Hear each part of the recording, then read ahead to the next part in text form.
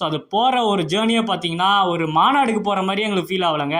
எங்கள் தலைவனை நாங்கள் பார்க்க போகிறோம், அடுத்த சிஎம் 2026க்கு தலைவர் ஒரு இடத்துல அமர வைக்க போகிறோம், அதுக்காக நாங்கள் எல்லாருமே திரண்டு போகிறோன்ற மாதிரி இருந்தது.